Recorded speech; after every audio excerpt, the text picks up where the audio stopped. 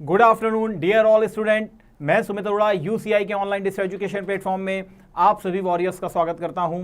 Dear students, जैसा कि आपको मालूम है कि यूसीआई का एक नया इनिशिएटिव स्टार्ट हुआ है, that is UP triple SC को लेकर के, जो कि पेट का एग्जाम होने वाला है और आपके लिए एक बहुत गोल्डन अपॉर्चुनिटी है कि आप लोग जो हैं कम से कम इस सेशन को पूरी तरीके से वॉच करें। जो आपको यहाँ पर टीचर पढ़ा रहा है वो इस बात की पूरी गारंटी आपको दे देगा कि यहाँ से आपको वहाँ पर क्वेश्चन मिल जाएंगे। तो आप लोग प्लीज़ ज़्यादा से ज़्यादा आप लोग हमें शेयर करें और ज़्यादा से ज़्यादा लाइक करें और ज़्यादा से ज़्यादा यूसीआई के चैनल को सब्सक्राइब करें। तो फिलहाल जितने भी हमारे स्टूडेंट इस चीज़ को वॉच कर रहे हैं, प्लीज़ इसको जल्दी से जल्दी शेयर कर दीजिए ताकि और भी आपके मित्रगण जो हैं हमें ज्वाइन कर सकें, ताकि हम अपने सेशन को प्रारंभ कर सकें। जैसा कि आप मेरे पीछे भी देख रहे हैं, यहाँ पर आपके सामने लिखा है यूपी ट्रिपल एससी, और जो मैंने अभी आपके लिए क्लास ऑर्गेनाइज की है वो है सामान्य हिंदी की। जितना मैं आपको पढ़ा दूंगा, 2 चुटकी में मार करके आप आंसर जो है अपनी आंखों से सॉल्व कर देंगे। ये सबसे पहले आप देखिए कि यूपी ट्रिपल एससी ने जो आपके कोर्स को डिसाइड किया है, आपको केवल उतना ही पढ़ना है और उसी के अकॉर्डिंग अपनी तैयारी करनी है और यहां से आपको 100% क्वेश्चन मिल जाएंगे, ये मेरा आपको वादा है। सबसे पहले जो आपके सामने लिखा हुआ है संधि, तो इसका मतलब व्याकरण से वो आपसे संधि से क्वेश्चन जरूर रखेगा और संधि बाएं हाथ का और चुटकियों का खेल है। दूसरा आपके पास दिया हुआ है दैट इज विलोम शब्द। विलोम शब्द भी चुटकियों के खेल बन जाएंगे, उसमें कोई बड़ी चीज नहीं है। पर्यायवाची शब्द ये भी बहुत आसानी से याद किए जा सकते हैं, वो ट्रिक्स मैं आपको बताऊंगा। फिर इसके बाद चौथा आपके लिए दिया वाक्यांशों के लिए एक शब्द। वाक्यांशों के लिए एक शब्द से भी एक से 2 क्वेश्चन जो है वो आपके लिए डेफिनेटली है पूछे ही जाएंगे। दूसरा दिया हुआ है लिंग और समुन्नत और भिन्नार्थक शब्द, जो समान शब्द हैं वो और जो भिन्न शब्द हैं वो। इसके बाद है दिया हुआ है मुहावरे व लोकोक्तियां, ठीक है, यहां से भी एक जनरल क्वेश्चन निकलेगा ही निकलेगा। सामान्य अशुद्धियां, सामान्य अशुद्धियों में वर्तनी की अशुद्धि मिल सकती है, जैसे उज्ज्वल लिखना हो तो आप में से बहुत से लोग जो है उज्ज्वल ऊ आधा जा फिर पूरा जा और फिर वाह ला लिख देंगे, जो कि गलत हो जाएगा। उज्ज्वल लिखने का सबसे अच्छा तरीका ऊ आधा जा फिर वाह और ला। तो सामान्य अशुद्धियां होती हैं। लेखक और रचनाएं, ये कुछ ऐसे लेखक हैं जिनके बारे में हमको देखना पड़ेगा, तो वहां से हमको बहुत आसानी से पता चल जाएगा। फिर लिखा है अपठित हिंदी गद्यांश का विवेचन व विशेषण, चुटकियों का खेल है, बड़े आसानी से निकल जाता है। हिंदी गद्यांश को पढ़िए, उसका विवेचन कीजिए और उसमें से किस तरीके से हम आंसर निकाल लेंगे वो बहुत आसानी से आपको मिल जाएगा। तो जितने भी हमारे दोस्त हैं बहुत अच्छे डियर, क्यूट सूरी जी जय हिंद डियर, अश्वनी जी प्रतीक जी जय हिंद, कृष्णा भाई बहुत अच्छा, गुड आफ्टरनून प्रतीक जी, good afternoon Ashwini ji, good, जय हिंद फाल्गुनी जी, वेरी गुड, बहुत अच्छी बात है। चलिए हम लोग फिलहाल आपको मैंने ये बता दिया कि हमारे साथ सिलेबस क्या है, और आपको मालूम है कि कोई भी आयोग हो वो अपना सिलेबस को जारी करता है। आप सिलेबस से बाहर मत पड़िएगा, सिलेबस के अंदर की ही चीजें होंगी। इसका मतलब हमको आज जो चालू करना है अपना टॉपिक, और वो है संधि, ठीक है। संधि, ये मेरा वादा है, आप कुछ देर मेरे साथ रहिए, संधि चुटकी का खेल बन जाएगा। कोई भी कैसी भी संधि आ जाए आप देख करके तुरंत बता देंगे कौन सी संधि यहां पर होगी।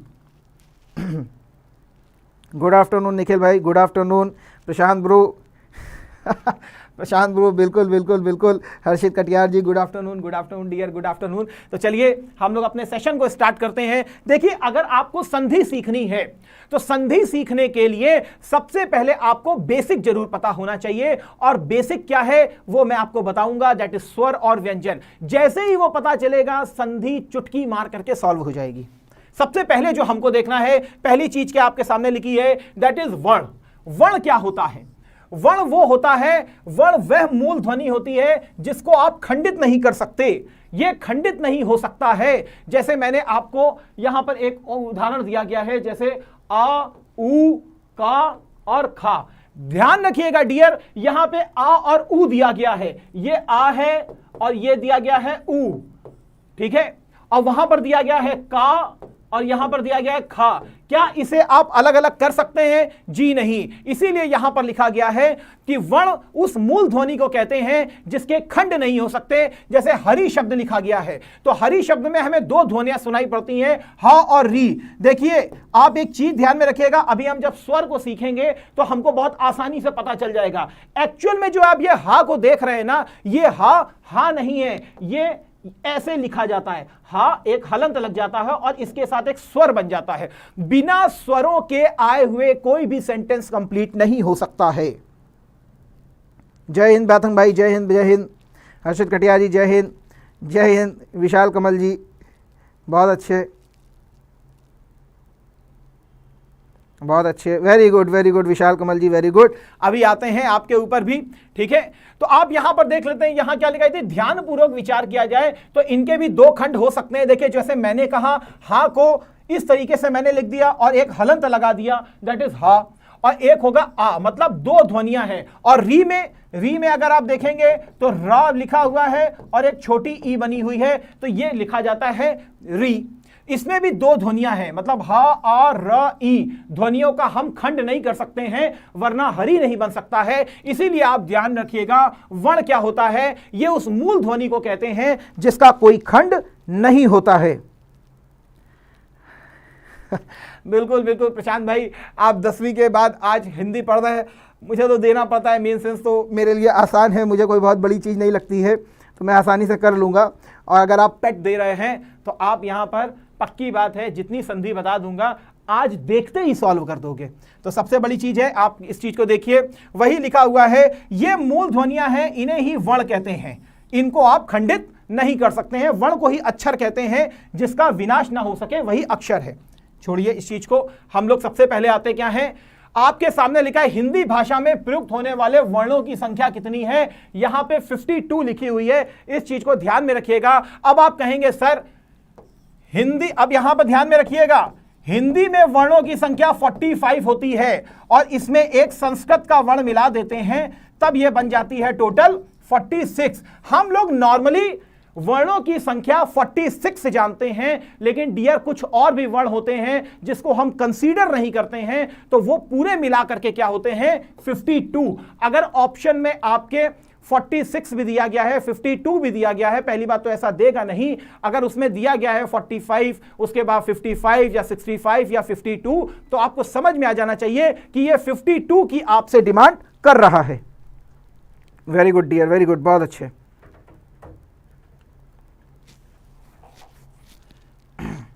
हरिओम भाई, जय हिंद, जय हिंद। बिल्कुल क्यूट सूरी जी, बिल्कुल। तो यहां पे लिखा है हिंदी भाषा में प्रयुक्त होने वाले वर्णों की संख्या कितनी है 52। तो इतना ध्यान में रखिएगा, कभी कभी ऑप्शन में आपको इसी तरीके से फंसा दिया जाता है। विशिष्ट क्रम में रखा गया वर्णों का समूह ही वर्णमाला कहता है। वर्ण क्या होंगे, वो आ ई उ का खा, ये सब क्या है, दैट इज वर्ण, समझ रहे हैं। तो इसको हम देखते हैं, हमको स्वर वर्णों को जानना है। स्वर वर्ण क्या होते हैं, जिसको आप इंग्लिश में हमेशा वॉवेल करके याद करते हो, दैट इज स्वर वर्ण। और स्वर वर्ण उसमें कौन से होते हैं, ए ई आई ओ यू। तो इसमें कौन से होते हैं, हिंदी के होते हैं। लिखा क्या, स्वर उन वर्णों को कहते हैं जिनका उच्चारण बिना किसी दूसरे वर्ण की सहायता से होता है। मतलब ये अपने आप में इकलौते होते हैं, इनके बगैर किसी का काम नहीं चल सकता है, किसी शब्द का काम नहीं चल सकता है, कोई शब्द नहीं बन सकता है बिना इनके। जय हिंद, जय हिंद, बिल्कुल एम जय हिंद भाई, जय हिंद यश त्रिवेदी जी, जय हिंद रितेश चौधरी जी, बिल्कुल अभिषेक भाई, बिल्कुल यस सर, बिल्कुल यस सर। अब देखिए यहां पर क्या लिखा है, परंतु जो व्यंजनों के उच्चारण में सहायक होते हैं, हिंदी में कितने स्वर हैं 13। अब आप कहेंगे सर हमने तो पढ़ा है 11 हैं, समझ रहे हैं भैया, 11 भी हैं, मानते हैं, लेकिन उनमें से दो जो वर्ण होते हैं उनमें एक ये होता है री और एक होता है ली। इसको हटा दिया जाता है क्योंकि अनुस्वार में कंसीडर कर दिए जाते हैं और अनुनासिक में कंसीडर कर दिए जाते हैं, इसीलिए इसको जनरली हम हटा देते हैं। लेकिन अगर 11 ऑप्शन ना दिया गया, फिर अगर 13 दे दिया गया, 14 दे दिया, 15 दे दिया गया, 16 दे दिया गया, तो फिर भैया 13 आपको लगाना पड़ेगा। यहां पर कौन कौन से दिए गए, आ बड़ा आ, ई बड़ी ई, उ बड़ा उ, री और ए आए ओ और आओ, ठीक है। इसको प्लीज ध्यान में रखिएगा कि ये चीजें आपको दी गई हैं, ठीक है, वेरी गुड। अब इसमें भी आपको एक चीज ध्यान में रखनी है, क्या, अभी हम देखेंगे ये जो छोटा है ना ये आ, और ये जो छोटी ई, और ये छोटा ऊ, और ये एक री, भैया यही मूल स्वर कहलाते हैं। ये क्या होते हैं? यही मूल स्वर होते हैं, ध्यान में रखिएगा, क्योंकि इन्हीं के ही मिलन से ये बड़ों की उत्पत्ति होती है। जब आ को आप आ से मिलाएंगे तब बनेगा आ, समझ रहे हैं? तो इसीलिए ये ह्रस्व स्वर भी कहलाते हैं, मतलब लघु स्वर भी कहलाते हैं, और इन्हीं को ही मूल स्वर भी कहा जाता है। तो इस चीज को प्लीज ध्यान में रखिएगा। बिल्कुल बिल्कुल विशाल जी, बिल्कुल बिल्कुल। 11 और 13 हो तो कैसे सही करे? नहीं, वो इस तरीके से आपको नहीं देगा डियर, आप इस चीज को मानिए, क्योंकि मैंने क्वेश्चंस को देखे हुए हैं, वो इस तरीके से आपको नहीं देगा। वेरी गुड, बहुत अच्छी बात है। तो इस चीज को आपने याद रख लिया होगा कि ये हैं आपके मूल स्वर, ठीक है। और ये आपके कौन से हैं? जो बड़ा आ है, फिर बड़ी ई है, छोटी ई, और छोटी ई को मिलाओगे तो बड़ी ई बन जाएगी अपने आप, छोटा ऊ को छोटे ऊ से मिलाओगे तो बड़ा ऊ बन जाएगा। तो इसी प्रकार जब ये मिलेंगे तब आपका बड़े वाले बन जाएंगे, ठीक है। तो इसको प्लीज आप थोड़ा सा ध्यान में रखने का प्रयास कीजिएगा। आ ई ऊ, और ये वाले जो होते हैं ये ए ओ औ, डियर ध्यान में रखिएगा, ये संयुक्त स्वर कहलाते हैं। आपसे डायरेक्ट पूछ सकता है इनमें से कौन संयुक्त स्वर है और इनमें से कौन संयुक्त स्वर नहीं है। तो आपको पता होना चाहिए कि संयुक्त स्वर कौन है कौन नहीं है। Deepika Tiwari ji, good afternoon dear, good afternoon. Session को आप लोग लाइक कर दीजिए, ज़्यादा से ज़्यादा शेयर कर दीजिए, और उत्तम यूसीआई चैनल को सब्सक्राइब कर दीजिए, ठीक है। तो अब आप समझ गए होंगे ये वाले जो होते हैं ये क्या होते हैं? ये संयुक्त स्वर होते हैं। ये वाले जो होते हैं आ ई छोटे वाले, ये क्या कहलाते हैं? यही मूल स्वर होते हैं, और मूल स्वरों के ही मिलने से आपके बड़े स्वरों का निर्माण होता है, मतलब दीर्घ स्वर का निर्माण होता है, ठीक है। तो दीर्घ स्वर आपको कौन कौन से लग रहे हैं? तो दीर्घ स्वर इसमें कौन से हो जाएंगे? बड़ा आ, बड़ी ई, बड़ा ऊ। तो अब आपको बहुत अच्छे से पता चल गया होगा, तो इसमें कोई प्रॉब्लम तो नहीं है। अब आप पूछेंगे सर ये ए कैसे बन जाता है, ये आई कैसे बन जाता है? तो डियर इसके लिए कोई प्रॉब्लम वाली बात नहीं है। आ प्लस ई करोगे तो बन जाएगा ए, और आ प्लस ए करोगे तो बनेगा आई, और फिर आ प्लस ऊ करोगे, आ प्लस ऊ करोगे तो बन जाएगा ओ, और आ प्लस ओ करोगे तो बन जाएगा क्या? औ। तो समझ गए इस चीज को, आसानी से समझ गए होंगे। वेरी गुड, बहुत अच्छी बात है। एक बार रिवाइज कर लीजिए जरा प्लीज। स्वर क्या होते हैं? जो बेसिक मटेरियल है, इसके बगैर किसी भी शब्द का निर्माण नहीं हो सकता है। तो ये बेसिक हैं, आपके सामने ये स्वर लिखे गए हैं। बेसिकली होते कितने हैं? 11, लेकिन यहां 13 लिखे हैं। इनको जनरली कंसीडर हम नहीं करते हैं, अनुनासिक हैं, ठीक है।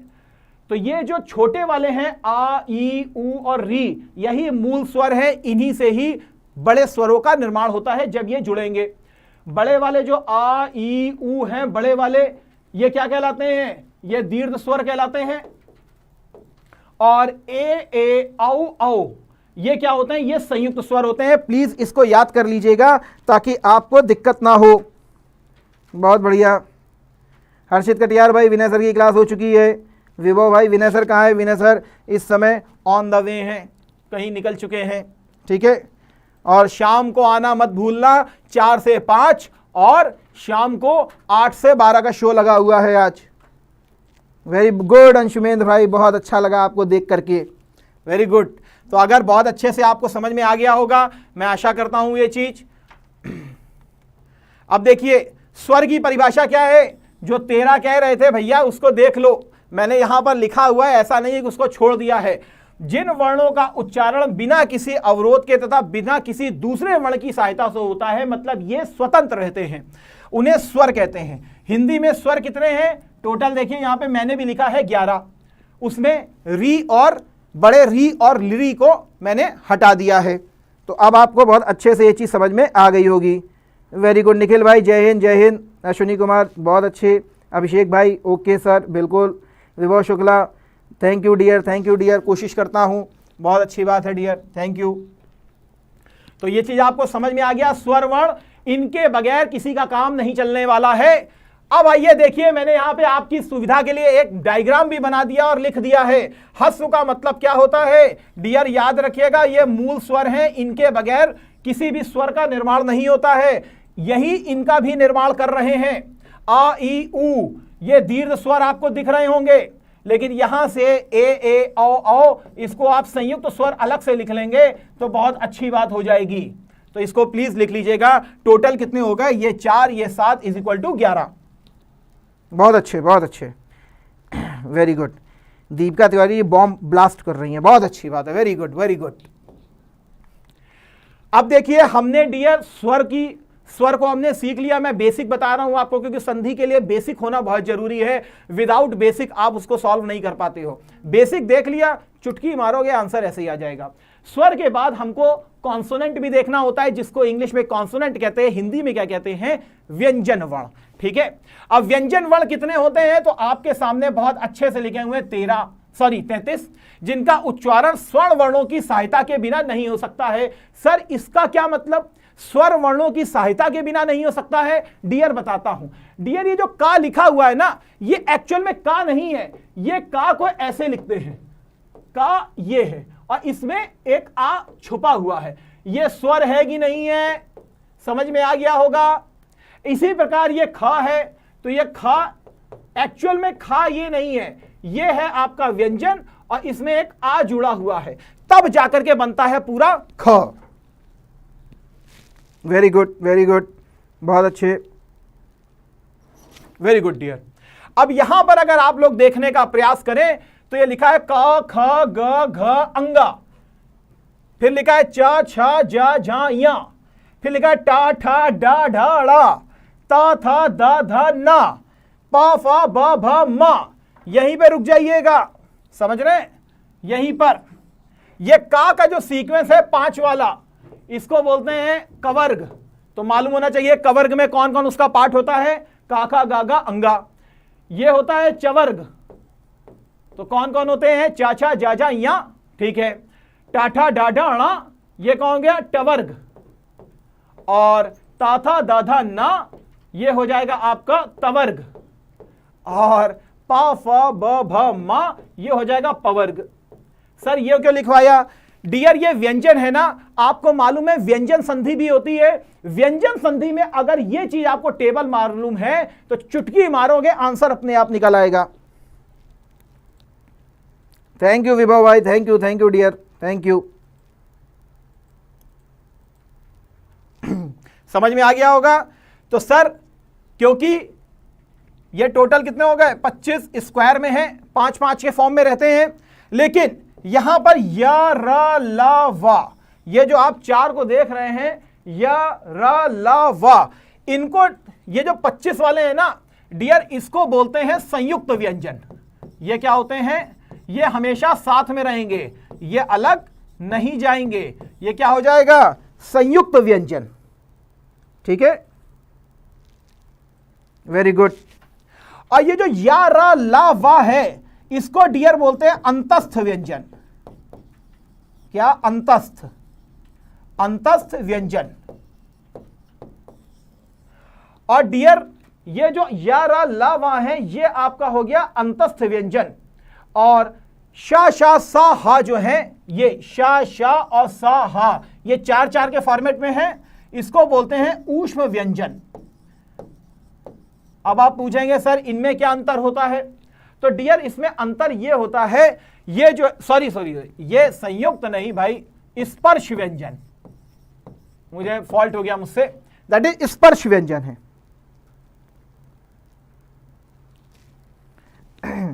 ये अभी अंशुमेंद्र भाई तुम्हारी भी संधि करेंगे, चिंता क्यों कर रहे हो, तो वो हिस्ट्री में है, ये हिंदी में। अपने नेचर को चेंज कर लेना चाहिए। अमेरिका जाओ तो शॉर्ट्स पहन के घूमो, ठीक है, पाकिस्तान जाओ तो फिर कुर्ता पैजामा पहन के घूमो, इंडिया आओ तो जो मन है वो पहन के घूमो, समझ रहे हो। चाइना जाओ तो फिर वो अपना कुछ वेशभूषा पहनते हैं ना, तो वो पहनो, उसमें क्या है। नहीं अभिषेक भाई, स्पर्श व्यंजन, हाँ स्पर्श व्यंजन, मैं स्पर्श से थोड़ा सा कंफ्यूज कर गया था। संयुक्त व्यंजन नहीं है, संयुक्त व्यंजन तो छत्रज्ञा होता है, वो नहीं नहीं नहीं, हाँ हाँ बिल्कुल बिल्कुल अभिषेक भाई, बिल्कुल बिल्कुल। अब स्पर्श व्यंजन मुझसे लिखने में थोड़ा सा फॉल्ट हो गया, ठीक है। तो इस चीज को ध्यान में रखिएगा। स्पर्श का मतलब है जब आप इसको बोलेंगे तो आपकी जीभ जरूर कहीं ना कहीं स्पर्श करेगी, दैट इज स्पर्श व्यंजन। मतलब जिह्वा का कोई ना कोई भाग आपका मुख से कहीं ना कहीं स्पर्श जरूर करेगा, तभी इसको बोला जाएगा स्पर्श व्यंजन। इसके बाद अंतस्थ व्यंजन है। तो अंतस्थ व्यंजन क्या होता है, इसमें क्या होता है, आप इसको बोलोगे ना या र ल व, मुख आपका मुंह जो है वो थोड़ा सा कंट्रैक्ट हो जाएगा, थोड़ा सा चिपक जाएगा, यो र, मुंह से के बीच से हवा निकल जाएगी अपने आप, तो अंतस्थ व्यंजन हो जाता है। और शा शा सा हा जो आप देख रहे हैं दैट इज ऊष्म व्यंजन।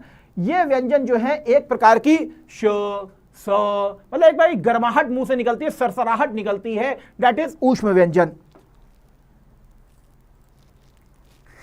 अरे यार बिल्कुल बिल्कुल अंशुमेन भाई, थोड़ी बहुत कोशिश करते हैं, हो जाता है, उसमें कोई बात नहीं है, आप भी हो जाएंगे। तो अब मेरे ख्याल से अब आपको ये चीज बहुत अच्छे से समझ में आ गया होगा, क्या है कवर्ग, चवर्ग, तवर्ग, पवर्ग और श श सा क्या है ऊष्म व्यंजन। डायरेक्ट यू आपके ट्रिपल एससी में पूछ लेता है कौन कौन से स्पर्श व्यंजन है, ये तो बहुत ज्यादा है तो नहीं पूछेगा। ये सबसे ज्यादा पूछा था या रा ला वा, इनमें से कौन अंतस्थ व्यंजन है, कौन ऊष्म व्यंजन है, तो बड़े आसानी से आज आपको पता चल गया होगा। Isha Kumari ji hello, hello dear, hello dear. Amit Kumar ji sir, बिल्कुल बिल्कुल सर, बिल्कुल, बहुत अच्छी बात है। तो अब हम लोग आगे चलते हैं। संधि, मतलब संधि अब हमको समझना पड़ेगा संधि क्या है, ठीक है, संधि क्या है अब हमको देखना पड़ेगा। तो अब हमें संधि के लिए समझना पड़ेगा। यहां पे आपके सामने कुछ लिखा हुआ है, कुछ कि संधि क्या होती है। Very good. नहीं नहीं, यूपी पुलिस में पूछा जाएगा, उसमें तो बल्कि हिंदी ज्यादा आती है, यूपी ट्रिपल एससी में तो फिर भी कम है, यूपी पुलिस में तो बहुत ज्यादा है। पूछा जाएगा डियर, पूछा जाएगा। आशुतोष भाई खुश रहिए, खुश रहिए, ईश्वर जल्दी जल्दी आपको सफल करे। देखिए संधि, संधि तो दो लोगों में होती है कि नहीं, अगर दो लोग आपस में लड़ गए तो दोनों में संधि होती है कि नहीं, और जब संधि हो जाती है तो वो मित्र बन जाते हैं, होता है कि नहीं। ऐसी ही संधि इनमें भी होती है, ये भी मित्र बन जाएंगे और पूरी दुनिया पर राज करेंगे। जैसे यूरोप आपस में लड़ा, आपस में संधि की, आज पूरे विश्व पर राज कर रहा है, इसी प्रकार ये भी राज करेंगे। वेरी गुड, वेरी गुड, बिल्कुल बिल्कुल, यूपी पुलिस है। लिखा क्या है, जब दो वर्णों या शब्दों के परस्पर मेल से विकार या परिवर्तन उत्पन्न हो जाता है, मतलब परिवर्तन होना जरूरी है, बिना परिवर्तन के संधि नहीं हो सकती है, तो उसे ही संधि कहते हैं। दो शब्दों के आपस में मिलने पर प्रथम शब्द की अंतिम ध्वनि हम देखेंगे क्या है, और अंतिम शब्द की प्रथम ध्वनि से मिलकर जो परिवर्तित ध्वनि पैदा होती है वह संधि कहलाती है। आपको केवल यह चीज याद करनी है, क्या, बस इतना, जब दो वर्णों या शब्दों के मिलने से कोई विकार उत्पन्न हो और उसका अर्थ कुछ चेंज हो जाए। जैसे मैं आपको एक एग्जांपल देता हूं, अभी तो बहुत सारे एग्जांपल हमको देखने हैं। जैसे हमने लिखा विद्यालय, समझे, बहुत बेसिक सा है भैया, इसको अगर आप तोड़ेंगे, ये एक्चुअल में है तो यही विद्या प्लस आलय, दोनों के अलग मतलब है कि नहीं। विद्या का अलग मतलब है, आलय मतलब रहना, उसका अलग मतलब है, लेकिन जैसे ही इसको हमने जोड़ दिया तो ये एक नया शब्द बन गया, अपने आप परिवर्तन हो गया, कोई विकार हो गया, विद्यालय बन गया, मतलब विद्या का घर बन गया ये। बिल्कुल बिल्कुल विशाल कुमार जी, 37 क्वेश्चन लगभग रहते हैं, बिल्कुल रहते हैं, बहुत बढ़िया। जय हिंद डियर, जय हिंद, बहुत अच्छे। ज्यादा से ज्यादा प्लीज क्लास को शेयर कर दीजिए। जैसे संधि खत्म होगी, तुम दुनिया की कोई संधि रख लेना, तुम चुटकी मारोगे ऐसे ही आंसर दे दोगे। समझ गए बात को। तो विद्यालय होगा। अगर मैं आप लोगों से पूछूं भैया ये लिखा है पिता, ठीक है, ये लिखा है माता, ठीक है, क्या इनमें कोई संधि होगी, लगता है कोई? यूपीएससी में नहीं, यूपीएससी में नहीं पूछा जाएगा। जो कंपलसरी पेपर है वहां आपको लिखने में जरूर मदद करेगा, लेकिन यूपीएससी में नहीं पूछा जाएगा, वहां पर कंपलसरी पेपर होता है। अगर मैंने आपसे कहा पिता और माता, क्या इसमें कोई संधि होगी? क्या पिता, भैया क्या पिता को ऐसे लिखोगे पी प्लस ता? हाँ ये बनेगा पिता। भैया पिता में कोई संधि नहीं होती है।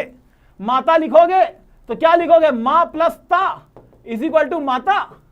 भैया माता में कोई संधि नहीं होती है। तो इसका मतलब कुछ शब्द ऐसे भी हैं जहां संधि नहीं होती है, जैसे पिता, जैसे माता, जैसे जलपान, या लाल कलर ले ले, जैसे जलपान, जैसे खानपान। समझ रहे हैं इस चीज को? यहां पर नहीं होगी। बहुत बढ़िया अभिषेक बात है, वाह बहुत अच्छा आंसर दिया। कोई संधि नहीं हुई, क्योंकि पिता में पीता मिलेगा तो कोई परिवर्तन हो रहा है? जी नहीं, कोई परिवर्तन नहीं हो रहा है। माता में कोई परिवर्तन हो रहा है? जी नहीं। विद्यालय में विद्या अलग है, आलय अलग है, दोनों को जोड़ दिया तो विद्या का घर बन गया, जिसमें अंशुमेंद्र यादव हमारा पढ़ने चला गया। वेरी गुड, बहुत अच्छे, मजा आ गया, बहुत अच्छा। आगे देखें, अब आया आपका संधि में हम आ चुके हैं। संधि की मैंने आपको परिभाषा बता दी, बेसिक मैंने आपको बता दिया कि स्वर क्या होते हैं, व्यंजन क्या होते हैं, क्योंकि वो बेसिक है और उन बेसिक का यहां पर यूज होगा। स्वर कितने होते हैं? आपने 11 कहा, सर बिल्कुल 11 होते हैं। उसमें मैंने आपको यह भी बता दिया संयुक्त कौन से थे, दीर्घ स्वर कौन से थे और मूल स्वर कौन से थे। मूल वो होते हैं जो कि रहेंगे ही रहेंगे, उन्हीं से दूसरे का निर्माण होगा। वेरी गुड, जय हिंद मनीषा जी, जय हिंद मनीषा बेनीवाल जी, जय हिंद डियर। स्वर संधि क्या होती है? लिखा है दो स्वरों के मेल से उत्पन्न होने वाले विकार को स्वर संधि कहते हैं, जैसे विद्या प्लस आलय। कोई दिक्कत नहीं, अभी आएगा, अपने आप आंसर देते चले जाओगे। अगर यहां स्वर लिखा है तो वो 11 जो स्वर पढ़ के आए हो उन्हीं से में ही कोई ना कोई यहां पर अटैचमेंट होगा कि नहीं। आ भी आएगा, आ भी आएगा बड़ा, ई भी आएगा, बड़ी ई भी आएगी, ऊ भी छोटा आएगा, बड़ा ऊ भी आएगा, री भी आएगा। ये सब मिलेंगे कि नहीं मिलेंगे? बिल्कुल मिलेंगे सर, बिल्कुल बिल्कुल अभिषेक भाई, थैंक यू, थैंक यू। स्वर संधि, अब देखिए स्वर संधि जो होती है ना, स्वर संधि भी कई प्रकार की होती है, समझ रहे हैं? स्वर संधि कोई एक नहीं है, स्वर संधि के भी कुछ प्रकार होते हैं, ठीक है। लेकिन स्वर संधि वही होती है डियर जो स्वर प्लस स्वर यही लड़ेंगे तभी स्वर संधि बनेगी। ध्यान में रखिएगा इस चीज को, स्वर व्यंजन से नहीं मिलेगा, स्वर का स्वर से मिलने पर ही स्वर संधि आपकी निर्मित होगी। वेरी गुड, जय हिंद डियर, जय हिंद अमित कुमार, जय हिंद जय हिंद जय हिंद डियर। ईशा कुमारी जी बहुत अच्छे। स्वर संधि लिखा क्या है? स्वर के बाद स्वर, अर्थात दो स्वरों के मिलने से जो विकार उत्पन्न होता है उसे क्या कहते हैं? दैट इज स्वर संधि कहते हैं। उदाहरण आपको दिया गया, अभी आप उदाहरण मत देखिए क्योंकि मैं आपको अभी एक ट्रिक बताऊंगा, तुम उदाहरण अपने मुंह से फेंकते चले जाओगे। स्वर संधि के कुछ प्रकार दिए गए हैं डियर, समझ रहे हैं? यहां पे पहला दिया गया दीर्घ स्वर संधि, दूसरा गुण स्वर संधि, तीसरा यण, चौथा वृद्धि और पांचवा अयादि, ठीक है। अगर आप देखना चाहें परोपकार लिखा है, ठीक है। अभी हम इसको चुटकियों में सॉल्व कर देंगे। सबसे पहले हमको देखते हैं हम दीर्घ स्वर संधि क्या है। बहुत बढ़िया मनीषा बेनीवाल जी, बहुत अच्छा। 1 2 3 4 5, बहुत अच्छे।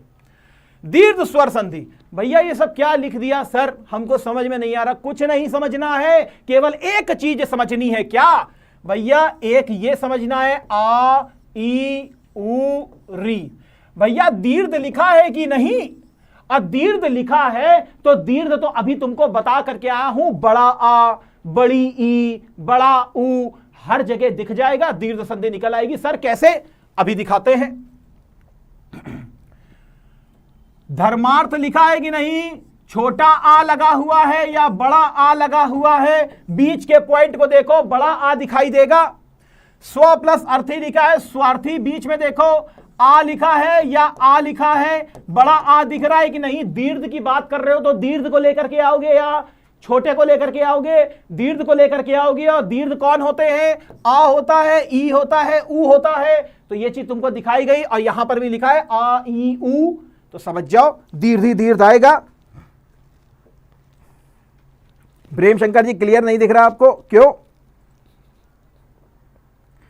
बिल्कुल बिल्कुल प्रशांत भाई, आज का दिन मेरे साथ आपका पूरा ऑनलाइन ही रहेगा। अभी ये शाम को 4 बजे फिर से हम लोग मिलेंगे हिस्ट्री और इकोनॉमी को लेकर के, रात को फिर से हम मिलेंगे अग्निवीर और भी बहुत सारे क्वेश्चंस को देख करके।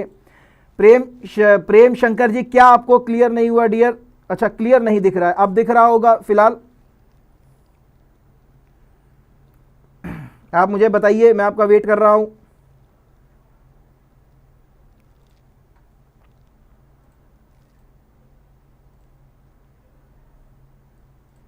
हो गया।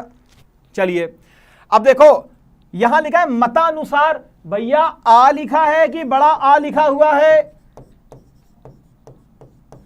अब तुमको मैं ये नहीं बताऊंगा आ प्लस आ करो तो आ बनेगा, ई प्लस ई करो तो ई बनेगा, अरे वो भी दिखा देंगे, लेकिन वहां पर सेकंडों में आंसर निकालना है तो सेकंडों में आंसर तुम्हारा ऐसे निकलेगा। बस तुमको इतनी चीज याद रखनी है, बस और कुछ नहीं। जैसे दीर्घ स्वर संधि है, कुछ नहीं लिखो, बस वहां लिख दो आ दीर्घ, उई बड़ा, ऊ बड़ा और री, बस खत्म।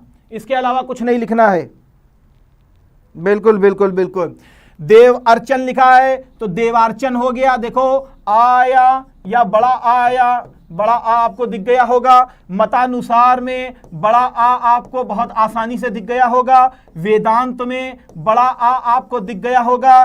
परमार्थ में बड़ा आ आपको दिख गया होगा। धर्माधर्म में बड़ा आ करके आपको दिख गया होगा। तो आ वाले को चुटकी मार के निकाल लोगे कि नहीं निकाल लोगे?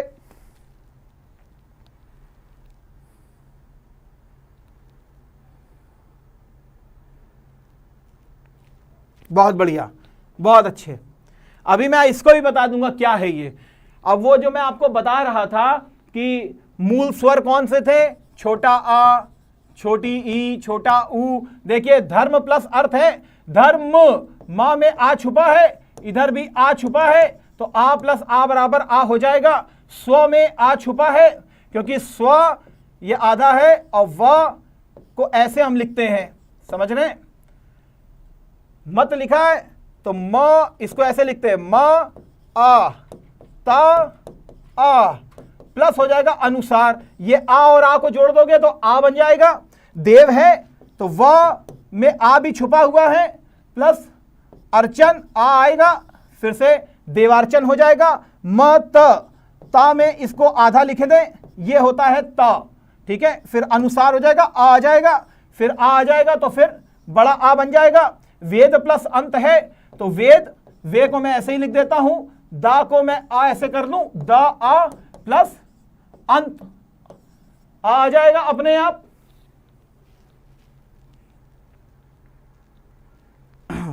Thank you Ram Bali Singh ji, thank you dear, thank you. Pawan Sharma भाई, समझ रहा हूं तुम्हारी बात को मैं, बहुत अच्छे। इनोसेंट रमानिया कह रहे हैं गुरुजी डिफेंस कोचिंग में पैट कब से? डियर, ये यूसीआई का एक नया इनिशिएटिव चालू हुआ है फॉर यूपी पुलिस से लेकर के हर चीज के लिए। ऑनलाइन और ऑफलाइन बैच इसके लिए स्टार्ट किए जा रहे हैं। अरे डिफेंस हो या सिविल, वर्दी तो चाहिए, वर्दी तुमको मिलेगी यार, बिल्कुल। जब हम लोग मेहनत कर रहे हैं तो तुमको हम वर्दी दिला करके रहेंगे, बस आपके हमको सपोर्ट की नीड है। ये सब बच्चों बराबर खेल बन जाएंगे 2 मिनट के अंदर। मनीषा बेनीवाल जी, रात को क्लास जो होती है वो 8 बजे से लेकर के 12 बजे तक होती है, जिसमें एमसीक्यू फॉर्मेट में मैक्सिमम क्वेश्चन आपके साथ डील किए जाते हैं, ताकि और अगर आप उन्हीं क्वेश्चंस को कर लें तो ये मेरी गारंटी है कि आपकी स्ट्रेंथ बहुत ज्यादा मजबूत हो जाएगी। अमित कुमार भाई, शाम को 8 बजे से लेकर के 12 बजे तक चलेगी। थैंक यू यार, बहुत खुश रहो। इनोसेंट रमनिया, बहुत अच्छा है, ईश्वर आपको जल्दी से जल्दी सेलेक्ट करे। अब देखिए दीर्घ स्वर संधि को 2 मिनट में, देखिए मैंने यहां पर यह भी लगाया हुआ है, देख रहे हो, धर्म और अर्थ, आ प्लस आ हो गया, आ निकल लिया, बड़ा आ गया, देखो बड़ा आ वाला अब रख दिया सामने। हिम प्लस आलय, ये हिम में मां को ऐसे ही लिखोगे ना भाई, तो ये आ को बस यहां रख दिया गया है और आलय का आ यहां पर आ गया तो हिमालय बन गया। विद्या, फिर ये देखिए यहां पर आ प्लस आ ही बनेगा, तो आ ही बन रहा है, विद्यार्थी बन रहा है तो आ विद्यालय। अब देखिए ई भी रख दिया गया, बड़ी ई आएगी कि नहीं आएगी? याद क्या करवाया था अभी तक तुमको? मैंने याद ये करवाया है, बड़ा आ याद रखोगे, बड़ी ई याद रखोगे, बड़ा ऊ याद रखोगे और री को याद रखोगे। तो अब देख लो, बड़ी ई आ रही है कि नहीं? रवि प्लस इंद्र और रविंद्र लिख रहे हैं। रविंद्र ऐसे नहीं लिखा जाता है, समझ रहे? ये लिखा है रविंद्र। उसी प्रकार मुनींद्र हो जाएगा। बड़ा ई दिख रहा है कि नहीं दिख रहा है? बड़ा ई दिख रहा है कि नहीं दिख रहा है? बड़े आराम से समझ में आ गया होगा। गिरीश में देखो, गिरीश में बड़ा ई दिखा कि नहीं दिखा? मुनीश में बड़ा ई दिखा कि नहीं दिखा? महेंद्र में देखो बड़ा ई दिख रहा है कि नहीं? नारिंदु में देखो बड़ा ई दिख रहा है कि नहीं? अरे याद करने की जरूरत नहीं है यार, ऐसे ही तुम समझ गए। बस इतना याद होना चाहिए, दीर्घ स्वर संधि का मतलब दीर्घ वाले शब्द आएंगे। बड़ा आ, बड़ी ई, बड़ा ऊ।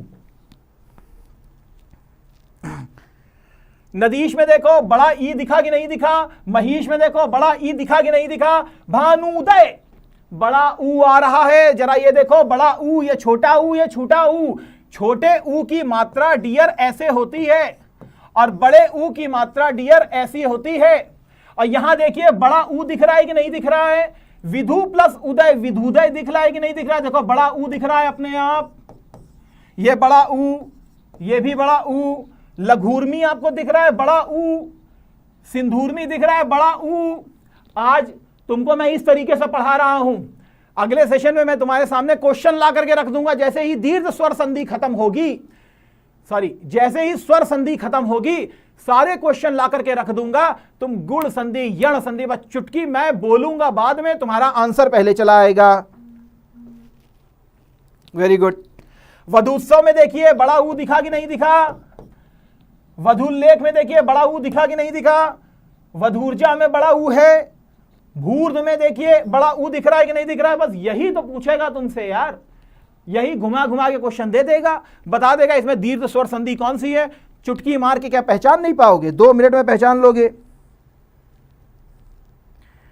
डियर, पेट की तैयारी आप कर रहे हैं, रात को कब होती है क्लास? डियर देखिए, जनरल स्टडीज की क्लास एज इट इज है, उसको आप ज्यादा से ज्यादा ज्वाइन करेंगे, आपको पेट में सारे क्वेश्चन मिल जाएंगे, ये आप बिल्कुल भरोसा रखिए।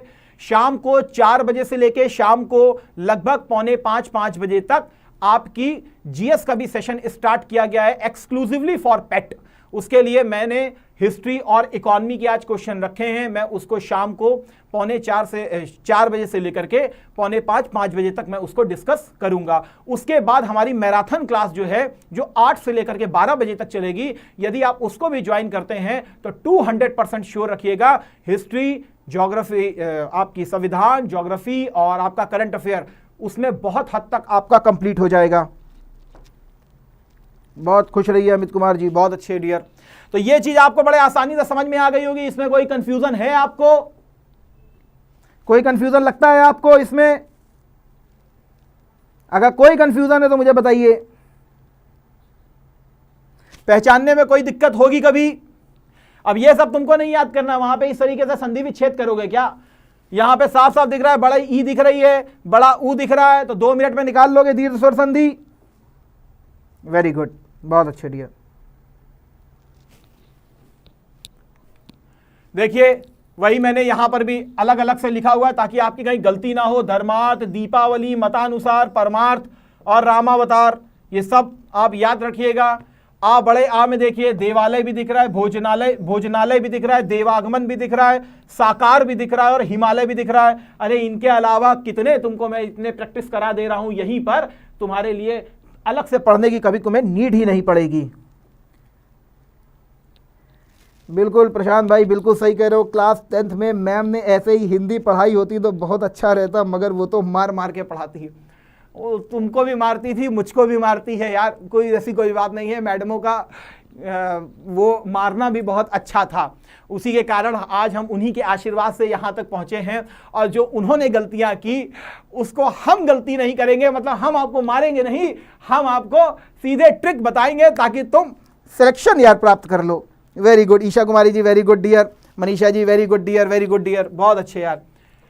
कवि को देख लो, यहां देखो छोटी ई दिख रही है कि नहीं? यहां भी छोटे भाई साहब ई दिख रहे हैं, यहां देखो बड़ा ई, बड़ा ई, बड़ा ई, बड़ा ई दिख गया। यहां पर देखो लक्ष्मीच्छा, महींद्र, शचींद्र, नारिंदु, याद करने की जरूरत ही नहीं है, काहे के लिए हम याद करें भाई। बहुत बढ़िया, बहुत बढ़िया। ऊ में देख लीजिए, यहां पर मैंने लिखा भी हुआ अलग से, भानुदय, लघुतर, गुरुपदेश। ये रू जो है ये बड़ा वाला लिखा है, रू ध्यान में रखिएगा। ये सूक्ति लिखा है, ये बड़ी ऊ बनी हुई है। वधुत्सव भी लिखा हुआ है, भूद्वार भी लिखा हुआ है, वधुल्लास भी लिखा हुआ है। देखो हमेशा एक चीज ध्यान में रखो, कम पढ़ो लेकिन इतना सॉलिड पढ़ो कि यदि वहां से कोई क्वेश्चन आ गया तो अपने आप से एक वादा होना चाहिए, साला यहां से नहीं गलत करूंगा मैं कभी भी। इस चीज को ध्यान में रखिएगा। बहुत अच्छे डियर, बहुत अच्छे डियर। चलिए ठीक है, फिलहाल अगली क्लास का टाइम हो चुका है, तो आप लोग लगातार बने रहिए। ठीक है, आज के सेशन को हम लोग यहीं तक सीमित करने का प्रयास करेंगे। आशा करता हूं कि दीर्घ स्वर संधि आपको बहुत अच्छे से समझ में आ गई होगी। आगे इसी तरीके से हम लोग, जो अब हमारी परसों क्लास होगी, तो गुण संधि, यड़ संधि, अयादि संधि, इन सबको हम लोग देखेंगे। और आशा करता हूं क्वेश्चन ज्यादा से ज्यादा प्रैक्टिस करा दूंगा, ताकि आप किसी भी तरीके का पेपर दें, चुटकी मार के बस पेपर निकलना चाहिए। संधि आए तो जे बस देखो और आंसर लगा करके चले आओ। ठीक है डियर ऑल, जय हिंद।